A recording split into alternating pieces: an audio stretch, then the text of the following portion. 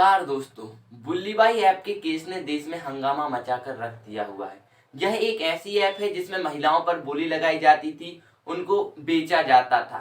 इसमें औरतों की फोटो का उपयोग करके उनकी ऑक्शनिंग करके उनको बेचा जा रहा था। आपको सुनकर लग रहा होगा कि इस प्रकार के अपराध को कोई शातिर अपराधी या फिर रेपिस्ट या फिर कोई सीरियल किलर कर रहा होगा, लेकिन ऐसा नहीं है। यह अपराधी आपके आस पड़ोस में रहने वाले 18 से 21 वर्ष के इंजीनियर स्टूडेंट हैं।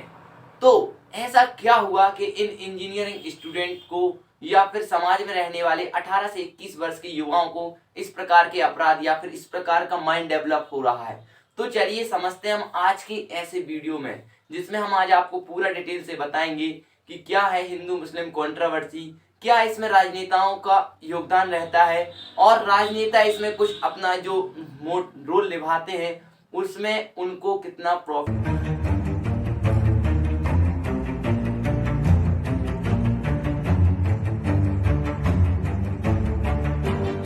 ऐप के मामले में दिल्ली पुलिस नीरज बिश्नोई को पकड़कर लाई है। आप सोच रहे होंगे कि यह तो आम बात है, क्योंकि देश में एक दो लोग ऐसे होते हैं जो इस प्रकार के अपराधों को अंजाम देते रहते हैं, लेकिन ऐसा नहीं है। अभी आपने बुल्लीबाई ऐप के बारे में सुना है, इसके पहले सुल्ली डील्स के बारे में भी आपने सुना होगा। इसके अलावा टेलीग्राम पर, व्हाट्सएप पर, फेसबुक पर ऐसे बहुत सारे ग्रुप हैं जहां पर हिंदू महिलाओं या फिर महिलाओं के खिलाफ बहुत ज्यादा अभद्र एवं तल्ख टिप्पणी देखने को मिलती है। तो ये तो हो गई आप लोगों की सोशल मीडिया साइट। इसके अलावा भी वर्तमान की अगर घटनाओं की बात करें तो जिसमें आपने विराट कोहली की बेटी की एक घटना सुनी होगी, जिसमें एक कोई जो सॉफ्टवेयर इंजीनियर था उसने उनकी बेटी के खिलाफ एक तल्ख टिप्पणी की थी। उसके अलावा अगर हम बात करें, देश की महिला एवं बाल विकास मंत्री स्मृति ईरानी के लिए भी नहीं छोड़ा गया है, जो एक यतीश नरसिम्हन नाम के एक जो भारत में अगर कहा जाए तो हिंसा फैलाने का काम करते हैं, उनने यह बात करी थी जो स्मृति ईरानी और महिलाओं के खिलाफ देखने को मिली। और जितनी भी बीजेपी में महिलाएं दिखाई दे रही हैं, अगर एक नेता के पास गई तो जब तक दूसरे के पास नहीं जाएगी दूसरा। इसके अलावा देश में धर्म संसद और जमात जैसे कार्यक्रम आयोजित कराए जाते हैं, जिनमें सीधे सीधे लोगों को मारने काटने की बात करी जाती है। इसके अलावा देश के जो राजनीतिज्ञ हैं, पॉलिटिशियन हैं, वो महीने दो महीने में एक दो ऐसे बयान देते रहते हैं जिससे देश में हिंसा का माहौल उत्पन्न होते रहता है। चाहे वो AIAMS के वारिस पठान हो, बीजेपी के कपिल मिश्रा हो, अनुराग ठाकुर हो या फिर परवेश वर्मा हो, ये सभी ऐसे बयान देते हैं जिससे देश में हिंसा जैसे माहौल होने की संभावना बनी रहती है। देश में जो लिंचिंग शब्द आप लोगों को बहुत सुनाई दे रहा होगा अभी वर्तमान में, लेकिन 2014 के पहले क्या लिंचिंग नहीं होती थी? होती थी, लेकिन उस समय लिंचिंग शब्द का ज्यादा प्रयोग नहीं किया जाता था। अभी अगर हम वर्तमान की बात करें तो चाहे पालघर में जो साधुओं की हत्या का मामला देख लें, चाहे आप परवेज अंसारी की लिंचिंग का मामला देख लें, इसमें लिंचिंग में कोई पर्टिकुलर कम्युनिटी नहीं उसमें लिंचिंग कर रही है, लेकिन देश की जो राजनीतिक है, पॉलिटिशियन है, देश की मीडिया है, जिसमें आपको कुछ बात करें अगर तो कंगना रनौत या फिर जो अर्णव गोस्वामी जैसे पत्रकार और जो एक्टर हैं, इसको बढ़ावा देते हैं कि देखिए कि हिंदुओं को मार दिया, देखिए मुसलमानों को मार दिया, ये क्या है? तो इससे आप लोगों को दूर रहना है। इसके अलावा अगर हम बात करें तो लिंचिंग के मामलों के अलावा अगर हम बात करें, अंकित सक्सेना मर्डर केस आपने सुना होगा, जिसमें अंकित सक्सेना क्या कर रहा था कि एक मुस्लिम लड़की से शादी करना चाह रहा था तो उसकी हत्या कर दी गई। और अंकित सक्सेना का जो केस हुआ, उसके घर वालों को उससे कोई मतलब नहीं है। देखिए अब उनका बच्चा चला गया, उनके बच्चे ने, अब उनके माँ बाप ने, उनके जो पेरेंट्स थे, उनको मालूम है कि लॉ एंड ऑर्डर के तहत कार्रवाई होकर वो जेल में है, लेकिन अभी वर्तमान में जो पॉलिटिशियन है उसका उपयोग करके राजनीति करते हैं कि देखिए हिंदुओं को मार दिया, मुसलमानों को मार दिया। ये सभी अलग करना चाहिए। यह अकेला इंसिडेंट जो है बुल्लीबाई ऐप में नहीं है कि बुल्लीबाई ऐप अकेला ऐसा केस है जहां पर देखा जा रहा है कि कट्टरता बढ़ाने लग रही है, ऐसा नहीं है। बुल्लीबाई ऐप के अलावा भी कुछ ऐसे मामले हैं, जैसे कि अगर हम बात करें इसके पहले की, तो देश के वरिष्ठ पत्रकार, आपको मालूम है पुलित्जर पुरस्कार से सम्मानित किए गए रवीश कुमार ने एक बात करी थी कि ये आपके बच्चों को दंगाई बना देंगे। ये बहुत अच्छी बात उन्होंने कही थी बहुत पहले, और अभी ये सच साबित होती दिखाई दे रही है। क्योंकि आपको मालूम है, आप खुद इमेजिन कीजिए, अगर बीजेपी, कांग्रेस या फिर हिंदू मुस्लिम की बात होती है तो आप लोग आपस में ही भिड़ जाते हैं। वो राजनीतिक, वो पॉलिटिशियन जिसने ये बात करी कि 20 करोड़ हम हैं, 100 करोड़ तुम हो, या फिर हम अपने हिंदू को खत्म नहीं होने देंगे, हम अपने मुसलमान को खत्म नहीं होने देंगे, वो तो दूर है, वो कभी नहीं लड़ते हैं। आप जाके देखिएगा कि मोदी जी और असदुद्दीन ओवैसी हाथ मिलाते हैं और सभी लोग राजनीतिक हाथ मिलाते हैं, लेकिन आप लोगों को इतना कट्टर बना के छोड़ दिया है कि आप लोग देखना भी नहीं चाहते उन व्यक्तियों को, या फिर उस धर्म के लोगों को देखना भी नहीं चाहते हैं। तो ये आपको क्या करना होगा, छोड़ना होगा, ठीक ना। ये आप छोड़ेंगे, आपको मालूम है देश में अगर आप धर्म के नाम पर लड़ेंगे तो देश कभी आगे नहीं बढ़ सकता है। क्यों? उन लोगों ने तो एक बात कह दी कि भाई हमारा हिंदू खतरे में है, हमारा मुसलमान खतरे में है, हम 20 करोड़ हैं, हम 100 करोड़ हैं, इनका काम केवल जनसंख्या बढ़ाना है। ये वाक्य जो हैं आप लोगों के माइंड ब्रेस करने में काम करते हैं और आप लोग भी उसका क्या होते हैं, उपयोग होते हैं। हाँ भाई बिल्कुल सही कह रहा है ये तो नेताजी हमारे कि हम बिल्कुल खतरे में हैं, हम खतरे में। आप बताइए आपको क्या फायदा है उससे लड़ने में, झगड़ने में? बताइए, अगर आप दंगे करते, हिंदू मुस्लिम दंगे हो रहे हैं तो आपको उससे क्या प्रॉफिट है? बताएंगे आप लोग, कोई प्रॉफिट लगता है आपको कि हाँ भाई मैं हिंदू मुस्लिम दंगे कर रहा हूँ, या क्रिश्चियन हिंदू दंगे, या फिर सिख के हिंदू दंगे? क्योंकि अभी मैंने एक घटना देखी इंसिडेंट में हाल ही में, आपको मालूम है 25 दिसंबर को जो ईसा मसीह का जन्म दिवस मनाया जाता है। ये क्या है यार कि आप लोग उनको भी नहीं आप छोड़ रहे हैं, भगवानों को भी छोड़ना बंद कर दिया है। कोई भी व्यक्ति जो ये कर रहा है ना, ये व्हाट्सएप यूनिवर्सिटी, ये माइंड ब्रॉस किए हुए, या फिर आईटी सेल, किसी भी पार्टी का आईटी सेल के द्वारा ये कराया जा रहा है कि भाई लोगों के माइंड में ये भर दो कि मैं हिंदू हूं, मैं मुसलमान हूं, मैं ईसाई हूं, मैं सिख हूं, मैं जैन हूं, मैं ये हूं, मैं वो, ये सब भर दिया गया है। जिस कारण से ही आप लोग परेशान हैं, आप ही लोग अपने आप में मरते रहते हैं, कटते रहते हैं, और राजनेता अपनी जिंदगी की ऐश कर रहे हैं, आपको खुद मालूम है। इसके अलावा बुल्ली भाई ऐप के अलावा अगर हम बात करें तो देखिए उसमें किस किस का हाथ था बुल्ली भाई ऐप में। तो बुल्ली भाई ऐप के जो मामले में एक 18 साल की उत्तराखंड की एक लड़की जो इंजीनियरिंग स्टूडेंट है उसका हाथ देखने को मिला है। इसके अलावा जो इंजीनियरिंग स्टूडेंट था उसका नाम था श्वेता सिंह। उसके अलावा एक मयंक अग्रवाल नाम का एक व्यक्ति था जो 21 साल का था। इसके अलावा एक और 21 साल का एक अपराधी दिल्ली पुलिस ने वहां से पकड़ा हुआ है। तो ये जो 3 अपराधी आपने देखे, तो इनकी एज कितनी है? 18 से 21 वर्ष है ना। तो आप सोचिए अगर 8 साल पहले अगर बात करें हम, तो 8 साल पहले ये कितने साल के होंगे? 10 साल के होंगे यार, 14 साल के हो सकते हैं, 13 साल के हो सकते हैं। तो आप इमेजिन कीजिए कि 8 साल में हमारे देश में किस प्रकार की भावनाओं को संजोया गया है, कि हमारे जो देश के नए युवा हैं वो किस प्रकार माइंड को अपना बना रहे हैं, कितना उनका ब्रेन वॉश हो चुका है, जिस कारण से वो केवल एक चीज में ही लगे हुए हैं। किस चीज में लगे हुए हैं? कि मेरे धर्म को ये क्यों कहा, मेरी धर्म वालों से, मेरी जात वालों से, मेरी बीजेपी पार्टी से, मेरी कांग्रेस पार्टी से ये ऐसा क्यों किया, उन्होंने क्यों कहा। तो इस सभी में लगे रहे और 8 साल में ऐसा माइंड ब्रश हो गया कि अभी आप देखेंगे तो आपने देखा होगा बहुत सारे इंसिडेंट हुए हैं। आपको अभी बताया मैंने, वो अंकित सक्सेना वाला इंसिडेंट बताया, और आपको मालूम होगा एक पुलवामा हमले में एक आदिल अहमद नाम का कोई आतंकवादी था, वो भी 21 वर्ष का ही था। तो आप इमेजिन कीजिए कि उसके माइंड में किस प्रकार का जो घृणा संजोई गई होगी, किसी ने भी संजोई हो, चाहे वो जिहाद वालों ने संजोई हो, चाहे वो किसी ने भी संजोई हुई, नाम लेना नहीं चाहूंगा मैं, तो जिसके द्वारा वो उनके माइंड में घृणा संजोई गई, तो उसके लिए कौन जिम्मेदार है? उसके लिए जिम्मेदार है हमारा समाज, उसके लिए स्वयं जिम्मेदार है हम। क्यों? क्योंकि आप लोगों ने उसको बढ़ावा दिया है। अभी वर्तमान में अगर बात करें, जैसे मैं भी कहीं निकल जाता हूँ तो आप लोगों को मालूम है, अब अंधभक्त तो अंधभक्त होते हैं भाई, उनको बताना समझाना कोई मतलब नहीं होता है। अगर उनको समझाएंगे तो अपनी को समझ रहे ना आप, बताने लगते हैं कि आप एंटी हिंदू है, आप एंटी मुस्लिम है, तो ये हिंदू विरोधी है, तो ये सब बताने लग जाते हैं और बहुत सारे लोग इसको समझते हैं तो वो मानते हैं। अभी अगर हम बात करें, ये तो आपने बात देख ली, अब इसके अलावा अगर बात करें तो विराट कोहली की जो बेटी थी उसको जो व्यक्ति ने एक बात करी थी, टिप्पणी की थी, तल्ख टिप्पणी, वो भी एक 21 साल का जो व्यक्ति था, आईआईटी हैदराबाद में इंजीनियरिंग की 2nd ईयर का स्टूडेंट था।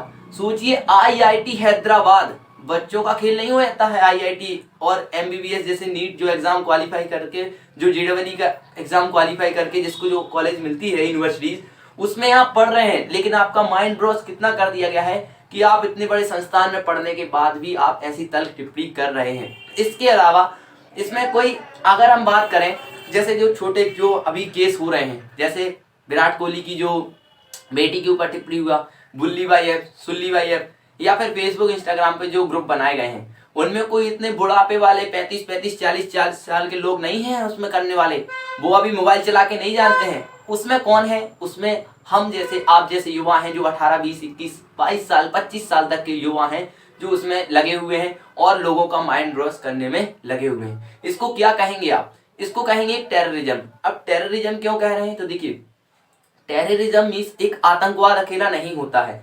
आपको हिंदू आतंकवादी बनाया जा रहा है, मुस्लिम आतंकवादी, क्रिश्चियन आतंकवादी, सिख आतंकवादी, सभी प्रकार के आतंकवादी बनाया जा रहा है। अभी आप देख रहे होंगे समाज में, अभी किसान आंदोलन चल रहा था तो पूरा मीडिया ने उसको खालिस्तानी आतंकवादी बना के रख दिया था। जो खालिस्तानी आतंकवादी बनाया गया, इमेजिन कीजिए आप कि जो व्यक्ति आतंकवादी नहीं भी है और उसको अगर 50 बार 100 बार कह दिया जाए तुम आतंकवादी हो, आतंकवादी हो, आतंकवादी हो, तो वो कह देगा हाँ भाई मैं आतंकवादी हूँ, मुझे आतंकवादी बनना है। तो ये समाज में बदलाव की जरूरत है। इसको आप किस नजरिए से देखते हैं, आप इसको किस प्रकार बदलने की कोशिश करेंगे, ये भी देखेंगे हम। तो चलिए सबसे पहले हम समझते हैं कि जो हम एक समाज का जो आतंकवाद है उसको किस प्रकार डिवाइड किया जाता है समाज के द्वारा। सबसे पहले बात करी जाती है कि आपको मालूम है आप किस धर्म के हैं, आपका नाम क्या है, जाति क्या है, कौन से भगवान को मानते हैं, ये सभी आप देखते हैं। लेकिन जो राजनीतिक होते हैं या फिर पॉलिटिशियन या फिर कोई एक ऐसा व्यक्ति जो आपको बांटने का काम कर रहा है, वो आपको कहेगा आप हिंदू हैं, आप मुसलमान हैं, आप क्रिश्चियन हैं, पंजाबी हैं, भाई पंजाबी हैं, ये है वो, ऐसा कहेंगे। तो आप सबसे पहले आपको बांटेंगे धर्म के नाम पर कि भाई ये हिंदू अलग, ये मुसलमान अलग, सिख अलग, ईसाई अलग, पारसी, जैन, सबको अलग अलग कर दिया। अब वो करेंगे कि ठीक है भाई ये तो बट गए। अब वो कहेंगे तुम्हें खतरा किससे है? कह देंगे हिंदू को मुसलमान से खतरा है, मुसलमान को हिंदू से खतरा है, सिख को जैन से खतरा है, जैन को सिख से खतरा है, ईसाई को हिंदू को ईसाई से खतरा है क्योंकि वो धर्म परिवर्तन करा रहे, ये करा रहे, वो करा रहे, ये ऐसा कह दिया जाता है। तो आप लोग भी उसको समझने लगते हैं, हाँ भाई ठीक कह रहे हैं, हाँ मैं मानता हूं। देखिए होता है कभी कभी खतरा, लेकिन हमेशा खतरा नहीं होता है। आप सोच रहे होंगे सर बहुत सारे इंसिडेंट हुए हैं, तो देखिए इंसिडेंट में हम अगर आपको बात करें तो 1921 में एक मोपला विद्रोह हुआ था। तो क्या जितना सच ये मोपला विद्रोह है उसी प्रकार का जो सच्चाई की अगर हम बात करें तो 2002 का जो एक गोधरा कांड गुजरात में हुआ वो भी उतना ही सच है। 1999 में बजरंग दल के जो कार्यकर्ताओं ने 4 लोगों को, जिनमें से 2 बच्चे और 2 उनके माता पिता को मार दिया था। तो आप बताइए ये कहाँ का न्याय है कि आप बच्चों को भी जिंदा जला रहे हैं? ये कहीं का न्याय नहीं होता है। इसके अलावा बहुत सारे हिंसा भी हुए हैं। 1984 में भी हिंसा हुई है। बहुत सारे कांड, जैसे 1984 में कौन सा हुआ था, ऑपरेशन ब्लू स्टार, जो हिंदू सिख मामला आपको देखने को मिल गया था। बहुत सारे ऐसे इंसिडेंट हुए हैं जिससे समाज को बहुत ज्यादा नुकसान देखने को मिला हुआ है। अब देखेंगे, कहेंगे आपसे तीसरा पॉइंट होगा जाग जाओ। वो कहेंगे भैया आपका हिंदू खतरे में है, मुस्लिम खतरे में है, जाग जाओ भैया, नहीं तो सब वंशज खत्म हो जाएंगे, ये खत्म हो जाएगा, वो खत्म हो जाएगा। तो आप लोग जाग जाते हैं। एंड फिर फोर्थ होगा तैयार हो। अगर कोई भी अगर धर्म युद्ध होता है तो तैयार हो आप लोग। सब कहते हैं हाँ मैं भी तैयार हूँ, वो कहते हैं मैं भी तैयार हूँ। तो इस प्रकार की तैयारी से किसको नुकसान है? चलो अब थोड़ा देखते हैं। आपको मालूम होगा कि अगर आपने लड़ाई की, देखिएगा सुनिएगा बात को, एक पॉलिटिशियन है, किसी का नाम नहीं लेना चाहेंगे, कोई एक्स नाम का पॉलिटिशियन है, उसने हिंदू मुस्लिम के खिलाफ बयान जारी किया। तो भाई जो उसके सपोर्टर थे वो भी इकट्ठा हो गए और उसके सपोर्टर थे वो भी इकट्ठा हो गए। उन दोनों में हो गए दंगे, हो गए कि नहीं? अब आपको मालूम है कि जिनमें दंगे हुए उनमें से लोग मरेंगे, कटेंगे, सब कुछ होता है। मरने के बाद वो नेता तो दूर है भाई, उसको तो कुछ नहीं है, उसका जमानत हो जाएगा अगर FIR होगा और सब कुछ हो जाता है। लेकिन आप लोग जो एक सामान्य नागरिक हैं, सामान्य जीवन जी रहे हैं, खाने को भी नहीं है अगर आप बात करें तो बहुत सारे व्यक्ति को मालूम नहीं होगा, जो अगर वीडियो देख रहे हैं मेरा, उनको खुद मालूम होगा घर कैसे चला रहे हैं, वो कितना काम करना पड़ता है उन लोगों को, तब जाके घर चलता है। लेकिन फिर भी कहाँ लगे रहते हैं, मेरा ये मोदी, मेरा ये राहुल, मेरा ये वो नहीं। केवल आपको ये ध्यान रखना है कि आपको समाज से हिंसात्मक तरीके से अपने युवाओं को, अपने बच्चों को नहीं पालना है। क्योंकि अगर आप सोचिए जो 18 साल की जो वो लड़की है अंकिता, जो सॉरी क्या नाम है उसका, आप लोग को बोल दिया हूँ, सुनिए। तो जो लड़की थी, वो लड़की जो है कितनी होगी, 8 साल पहले 10 साल की थी ना। तो आप सोचिए कि 8 साल में ऐसा क्या परिवर्तन हुआ उसके माइंड में कि उसका माइंड इस प्रकार से काम करने लगा, इतना शातिर अपराधी की तरह उसका माइंड काम करने लगा है। तो अब आप लोग देखिए, एक बहुत ही जो कांग्रेस के कार्यकर्ता ने जो ट्विटर होता है उस पर एक टिप्पणी की थी कि जो राजनेता हैं, जिनमें से कुछ राजनेताओं को अभी आप यहाँ पे बाजू में देख पा रहे होंगे, उन राजनेताओं के बेटा बेटी या फिर लड़का लड़की बड़ी बड़ी यूनिवर्सिटीज में पढ़ रहे हैं। लेकिन आप लोग क्या कर रहे हैं, आप लोग उनके द्वारा जो लड़ाई हो रही है, चाहे वो हम बात करें जो मयंक अग्रवाल हो, चाहे अगर हम बात करें जो श्वेता सिंह हो, जितने भी ये छोटे छोटे अपराधी हैं कहा जाए अगर तो, क्योंकि 18 वर्ष कोई उम्र नहीं होती इतने शातिर अपराध करने के लिए। इतने छोटे छोटे अपराध जो अपराधी हैं कर रहे हैं, उनको तो अब जिंदगी भर जेल में रहना है। जिनने ये बयान दिया या जिनके द्वारा ये आपके माइंड ब्रश किया गया है, आपको माइंड के जो ये सब विद्रोह लाया है, वो तो कुछ नहीं, उनको कुछ नहीं होना, लेकिन आप लोग तो सोचिए अपना आपका क्या हो रहा है। तो अब आप समझ रहे होंगे मेरी बात को, मैं क्या कहना चाह रहा हूँ।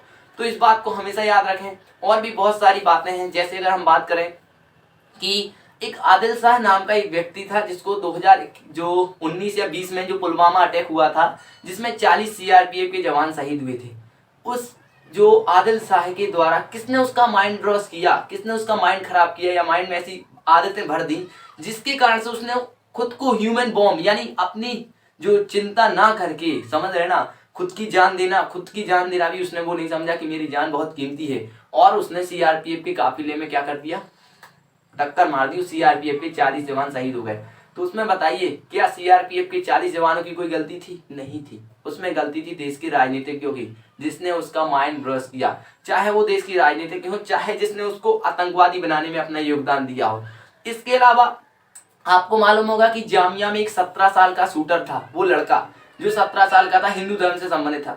तो जब वो गोली मारी गई जामिया में, 17 साल का लड़का, सोच लीजिए 17 साल गोली मारना, जिस समय बच्चे 11वीं 12वीं पढ़ते हैं उस समय की बात है ये, जो जिस एज में बच्चों को 11वीं 12वीं क्लास में एडमिशन लेते हैं या पढ़ते हैं, उस एज में उस बच्चे ने क्या किया, जामिया इस्लामिया यूनिवर्सिटी में गोली मार दी। तो अब इमेजिन कीजिए आप। और उसने पता है क्या कहा था जब वो जा रहा था? उसने कहा था, जो जामिया इस्लामिया का जो बच्चा था जिसने गोली मारी थी, उसके द्वारा कहा गया कि जब मैं मरूं तो मेरी लाश को एक भगवा रंग के कपड़े में लपेट के ले जाना। अब ये तो एक कथन कह दिया। अब उसके दूसरे जो आदिल अहमद था, जो एक आतंकवादी के तौर पे माना जाता है ही, क्योंकि देखिए देश में आप किसी भी प्रकार के अगर देश हित से खराब चीजें कर रहे हैं, देश हित के खिलाफ कर रहे हैं, तो वो आतंकवादी माना जाएगा, आतंकवादी ही माना जाएगा। चाहे वो आप उसको मान लें जो एक जामिया इस्लामिया यूनिवर्सिटी में गोली मारी जिसने, या फिर अगर हम बात करें आदिल अहमद की, तो दोनों ही क्या है, ये आतंकवाद के तौर पे ही माने जाएंगे भारत में। तो जब उसका जो एक अंतिम बयान आया था, उसने कहा था कि सभी लोग सब छोड़ दो, देश में आप लोग जिहाद को अपनाओ। किसने कहा था? आदिल अहमद ने। तो ये बात यहाँ पे करी गई है। तो अब मेरे ख्याल से आप लोग समझे होंगे कि क्या कहना चाह रहा हूँ। आप लोगों को हमेशा याद रखना है कि कोई भी व्यक्ति, आप लोगों को नहीं भिड़ना है। क्यों भिड़े आप लोग? वो नेता वहां पर बैठकर एसी फॉर्च्यूनर और हवाई जहाज में घूम रहे हैं, लेकिन आप लोग लोकल में ही भिड़ जाते हैं और मार काट पर भी कभी कभी आ जाते हैं, देखे होंगे आप लोग। और आप लोग अपने बच्चों को क्या सिखा रहे हैं? मैंने भी अपने आस पड़ोस में देखा है और मैंने भी समाज में बहुत घूमा है। देखता हूं मैं कि किस प्रकार लोग उसको क्या कर रहे हैं, नकार रहे हैं। वो कह रहे हैं ये मेरा नहीं है, ये मेरा नहीं है, ये मेरा नहीं है, ये मेरा नहीं है। तो आप लोग अपने बच्चों को किस प्रकार ले जाना चाहेंगे? क्या आप लोग भी अपने बच्चे को श्वेता सिंह जैसा बनाना चाहेंगे? कि आप लोग भी अपने बच्चे को आदिल अहमद जैसा बनाना चाहेंगे? कि आप लोग अपने बच्चों को रतन टाटा और भी बहुत सारे जो साइंटिस्ट हैं, अभी देखेंगे बहुत छोटी छोटी उम्र में भी साइंटिस्ट बन रहे हैं हमारे भारत में। सबसे जो छोटा सैटेलाइट लॉन्च किया वो भी तो एक 17 साल का लड़का था ना। 16 साल में साइंटिस्ट बन रहे हैं बच्चे। अभी आप देखिएगा ओयो के जो मालिक हैं बिलीनियर हैं, सबसे कम उम्र के बिलीनियर हैं। अब आप क्या बनना चाहते हैं वो आपके ऊपर है। तो मुझे विश्वास है कि आप लोगों को मेरी बात समझ में आई होगी कि आप अपने बच्चों को, आप अपने भाई बहन को, आप अपने परिवार को इस बात से दूरी बनवाएंगे कि भाई हमें इससे मतलब नहीं है, हमें नहीं मतलब है। लेकिन अभी आप लोगों को फिर राजनीति में देखेंगे तो राजनीति में वही कहेंगे कि जो राम को लाए हैं हम उनको लाएंगे। ये नहीं है, राम को कोई नहीं ला सकता है, वो अजर अमर है, क्योंकि जो भगवान राम है वो अजर अमर है। ऐसे ही कोई भी व्यक्ति किसी को नहीं ला सकता है, ना कुछ कर सकता है, आपको मालूम होना चाहिए। तो मुझे विश्वास है कि आप लोगों को ये जो मैंने बात करी है कि आप लोग अपने बच्चों को किस प्रकार से इस समाज में आगे बढ़ाने का प्रयास करेंगे, ना कि इस प्रकार का ब्रेन वॉश कि आईआईटी पास बच्चा, यानी कि आईआईटी में पढ़ रहा जो बच्चा, वो इस प्रकार की तर्क टिप्पणी करने लग जाए, वो इस प्रकार के ऐप बनाने लग जाए जिससे देश में और समाज में जो घृणा या फिर हिंसा जैसे वातावरण पैदा हो सके। तो हमें उम्मीद है कि आप लोग इस वीडियो को अपने परिवार के साथ, जो भी आप लोगों को लगता है कि ये इस प्रकार की भावनाओं को समझता है, उसको बताएंगे, उसके साथ शेयर करेंगे। और इस वीडियो को लाइक, शेयर एंड सब्सक्राइब और फॉलो, जहां भी आप हमें देखते हैं, चाहे इंस्टाग्राम, ट्विटर, फेसबुक, यूट्यूब, जहां भी देखते हैं वहां पे follow, like, share and subscribe करना ना भूलें। नमस्कार। एक बार फिर से हमें उम्मीद है कि आप लोगों को ये इन्फॉर्मेटिव वीडियो जरूर लगा होगा और आप लोग अपने बच्चों को आगे बढ़ाने में और उनका माइंड ब्रश ना होने देने में अपना पूरा योगदान देंगे। नमस्कार।